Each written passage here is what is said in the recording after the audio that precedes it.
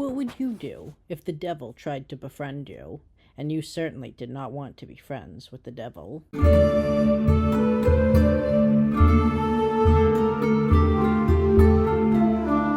This question is not hypothetical for poor Fursey in The Unfortunate Fursey by Mervyn Wall.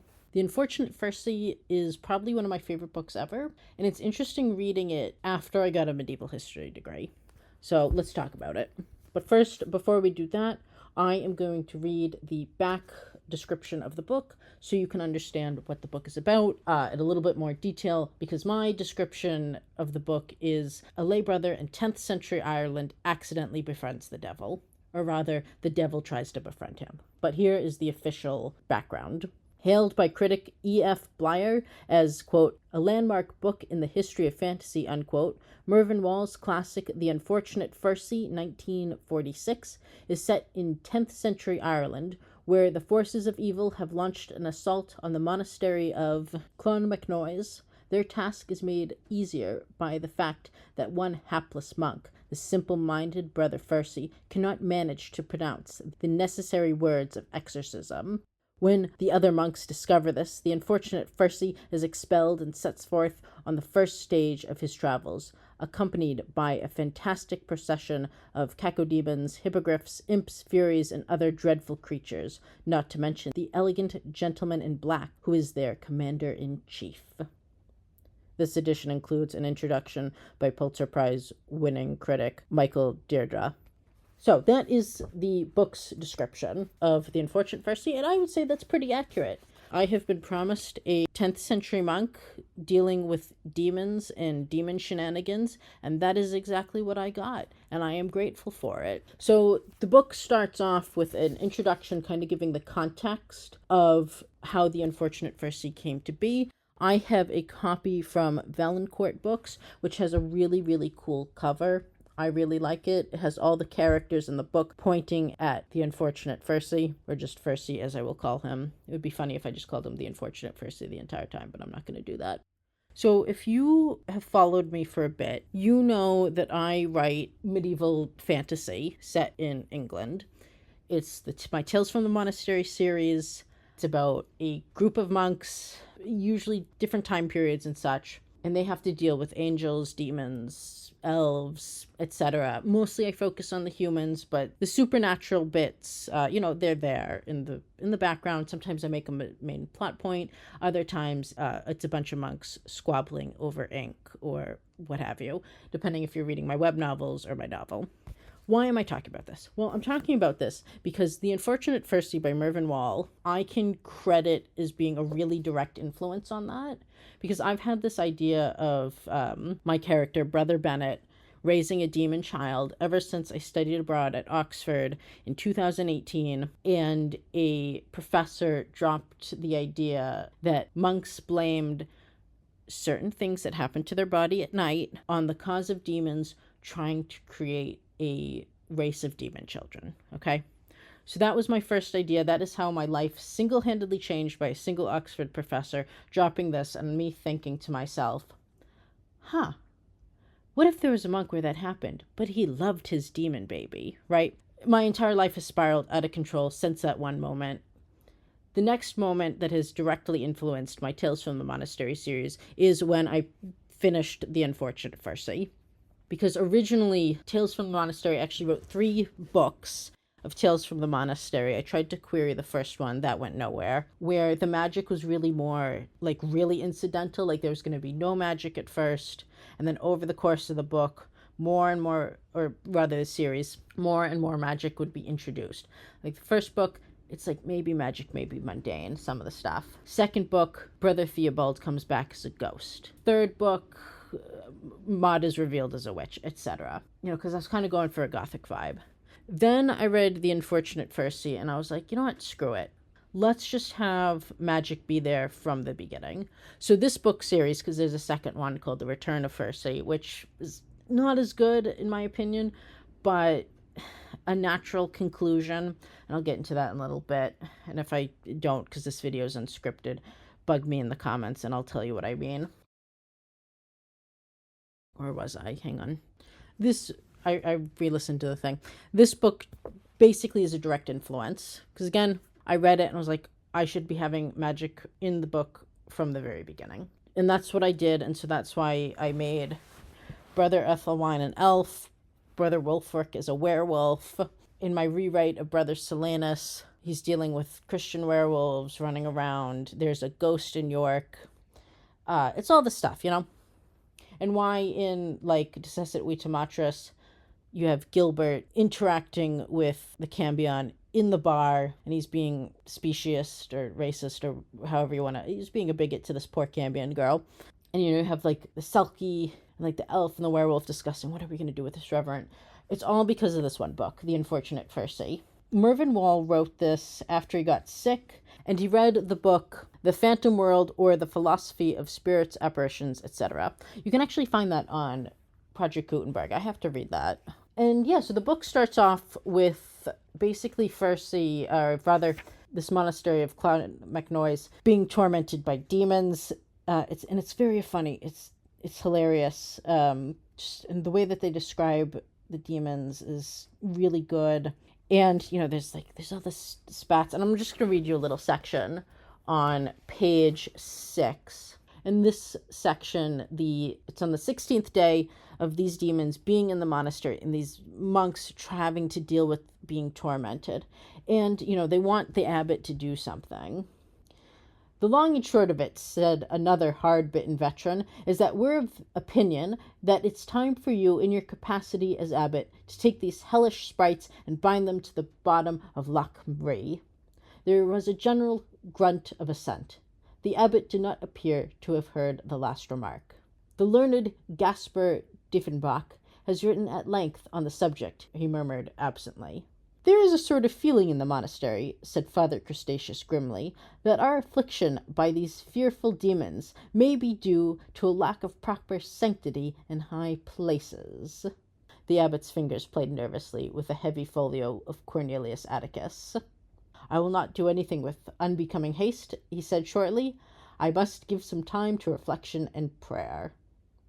And I just love that so much because it's just really funny. It's a good satire on the Irish church, or like really the Catholic Church. And that's what The Unfortunate Fursey is at the end of the day, is a satire on Irish society. Because Mervyn Wall was a clerk, and you can really tell that he hates clerks.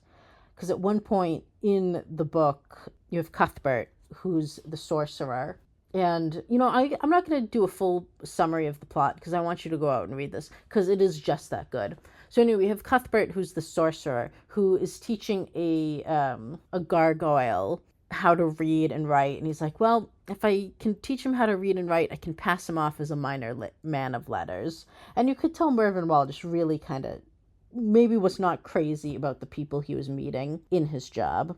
So yes, you have Fursey. He can't say the exorcism, so he's exiled from the monastery, and he ends up wandering around Ireland. He's meeting all these people. Another really funny part is you have Friar Furiosus, right? And he is introduced in a really compelling way. He has a huge blackthorn stick. He's going into Cashel, and he's just beating the shit out of the local dogs because the dogs come up to attack him. He's just whacking them. They go running off. And then later on, he's having dinner with the Bishop Flanagan. He's talking about, like, yeah, no, I was fighting some werewolves. First sign of someone becoming a werewolf is first thing is they're fighting the town dogs. Hilarious. No, Furiosus does not become a werewolf, because I was like, oh, is that foreshadowing?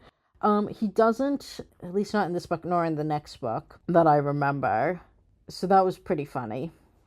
But yeah, another thing is with the prose of this book is there's a lot of setup and there's a lot of good payoff. Like one of the monks was a wrestler at a king's court, and that comes off later. Very Chekhov's gun. So the craft is really good. The way that the sentences are structured is absolutely excellent. Just the sound of the language of Wall's writing is absolutely beautiful. Also, another thing is I have been trying to expand my vocabulary a little bit more, especially in my writing. And reading this book has definitely helped with that, because there were a lot of words that I didn't know the definition of, or I kind of had a sense of, but I wasn't sure, or words that I think I knew, but I was like, let me go back and check. And then looked up a bunch of these words, so I'm trying to add them more to my vocabulary. And again, I've read this book 3 times over the past couple of years. This is my most recent reread. And so the first time that I was reading it, or the second one, I was highlighting some of the words I didn't know. So as I was flipping through or reading it this time, I also wrote some definitions in the margins, which was quite helpful rereading it, because I was like, what does that word mean again? This is my hot take. There's been some discourse online about people who need to go offline and touch some grass, quite frankly, that authors shouldn't put big words in their works. One, that take is idiotic, and you're stupid if you think that. I'm sorry. No, actually, I'm not sorry. That's my hot take. You're stupid. Reading is so you can learn more words and more vocabulary. And The Unfortunate Fursey is a really good book for that, because there are a lot of words that I, again, just didn't know, or I was like, is this what it means? And so it's interesting rereading it all these years later and being like, okay, now I know these words. I don't have to look this up. Or like, oh, I've used this word in my writing. Or I'm going to use this word in my writing. Like, which one? Let me flip through. There's diffident. That's one of the words that I want to use, or I shall use. Sibilations, which means hissing. And this one, okay, I'm going to read just this another section just to show how beautiful the prose is, just for the sound. Hydras, scorpions, ounces and pards frequented the cells, and the serpents filled the passages with their hissings and angry sibilations. The nights were hideous with a horrid hubbub, a clattering of wrenching doors, and howls and shrieks of invisible beings. That sounds great. I love the way that it sounds. And the other thing is, I have been doing a little workshop, and we're using Ursula Le Guin's Steering the Craft. And the first chapter is all about how does your writing sound. So I think if you want to be a bit more conscious of how your writing sound, and you want to get ideas of how does your writing sound, definitely read The Unfortunate Fursey. Now, the other thing that I'm going to discuss is, as I previously mentioned, I've read this book 3 times. I read once during the pandemic, once, I read it like a couple times, like twice during the pandemic, or like during lockdown, and then when things were starting to clear up, read it again. During the pandemic, I did not have a degree in medieval history. I was doing research on my own, but I didn't have the master's. I have a master's in medieval history now, and I'm thinking about getting my PhD, possibly. It's going to depend on money and all that. Before I read it, I didn't know how much I didn't know, because I knew I didn't know a ton, but I was kind of confident in I think I know this. Now that I have a master's, I know that there's a ton that I don't know, but I have enough to suss out, is this true, is this not, or does this sound right? But I've reached the point where okay, I know if I don't know things, which is why it takes so long for my academic videos to come out, because I'm always just constantly yeah, I'm fairly certain this is it, but I have to check to be 100% sure and, be able to back what I'm saying with the sources. So The Unfortunate Fursey is not historically accurate at all. The witchcraft in it, I don't know too much about Irish witchcraft or magic specifically in 10th century Ireland, but I do know that a lot of this that's mentioned is quite continental. And that's also what they say in the introduction, is that Mervyn Wall wasn't trying to be historically accurate. He's taking things from the book that he had read and applying it to 10th century Ireland. So that did cause me to enjoy the book slightly less, because I'm oh, that's not historically accurate. But I did have to constantly remind myself, he is not trying to be historically accurate. He is trying to tell a story and write a satire about the Irish Church, or rather about the Catholic Church, because I don't know much about the Irish Church in the 1940s in Ireland. I don't, but some of the stuff that he writes definitely does apply to the Catholic Church today, and also the Catholic Church in medieval times. So that was just interesting, rereading it with a whole new breadth of knowledge. But despite it not being historically accurate, it is a really fun read. I love The Unfortunate Fursey. It's great. There's one hilarious line where Fursey has been captured, because basically he becomes a sorcerer, also through no fault of his own. I'm not going to explain that, just read the book. Someone comes to talk to him, and he just goes, "Can't you just leave me to be burnt in peace?" Hilarious. I love it. It's great. So yeah, so that's kind of all I could always continue to talk about The Unfortunate Fursey, but that's just what I'm going to leave off today, because this, again, is an unscripted video, because I read this like a couple weeks ago, and I'd have to do a reread, which I probably will, just so I can talk about it a bit more in detail, because there's just so much to it. Every word is used perfectly. There's no point in the book where you feel like, oh, this is going on way too long. It's just like a masterclass in how to write a book, how to plot out a book, and how to use your prose effectively. And yeah, that's where I'm going to end the review, because I could read more chunks of it, but then I would get in trouble for copyright infringement, because I would just read the entire book out loud, because that's how good it is. So yeah, read The Unfortunate Fursey, and I hope you have a good one. But before you go, many thanks to my patrons, Matea, Carl, and Pat. If you would like to support me on Patreon and help me get that PhD funding and stuff, definitely join in. I try to post at least once a month. Sometimes I post twice a month. I also have my book, Surprisingly Good Fish Ice Cream, out, which is a collection of humorous horror. This is my marketing for that, because quite frankly, I hate doing marketing, but the only way to get people to know about the book is that you put out is if you talk about it.